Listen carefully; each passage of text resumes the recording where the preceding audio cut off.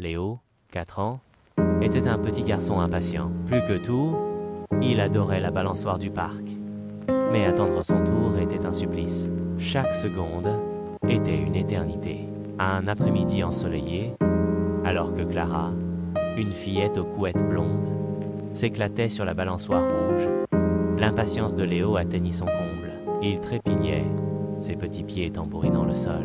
Soudain, une bulle rose, douce et irisée, se forma autour de lui, le maintenant prisonnier dans un cocon moelleux. « Dépêche-toi, Clara !» cria Léo, sa voix étouffée par le rose nacré de la bulle. Plus il s'agitait, plus la bulle grossissait, l'étouffant presque. Des larmes coulaient sur ses joues. « Je veux sortir !» sanglota-t-il, ses petits bras collés contre son corps. Sa maman, assise sur un banc, sourit en observant la scène. Elle s'approcha, son regard doux et complice.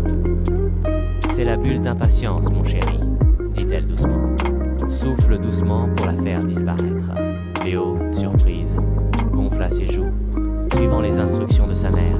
« Souffle, comme sur une fleur, » chuchota-t-elle. « Faut un souffle léger, hésitant au début, puis plus fort. » La bulle rose commença à rétrécir, libérant un bras, puis une jambe. Léo était libre. Le lendemain, à la crèche, la bulle d'impatience refit son apparition. Emma, une petite fille aux yeux rieurs, tenait le dernier puzzle. Léo sentit la bulle le retenir. Il allait souffler, comme la veille. Mais cette fois, une idée lui vint. Il décida de chanter. Il inventa une petite mélodie, sa voix douce et hésitante au début, puis de plus en plus assurée. Boule rose, je t'apprivoise en chantant. Attendre, c'est rigolo. 1, 2, 3, c'est mon tour maintenant.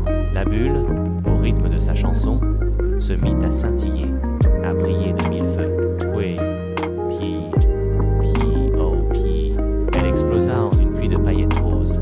Clara, impressionnée par la performance de Léo, lui céda la balançoire avec un grand sourire. Sa maman, fière, sortit de son sac un miniature en forme de papillon aux ailes bleues. « Regarde, mon chéri, quand les ailes bleues auront toutes disparu, ce sera ton tour. » Désormais, Léo attendait son tour avec patience, observant les ailes bleues du papillon s'envoler une à une. La bulle d'impatience était devenue un lointain souvenir, remplacé par la joie de savoir attendre et de chanter.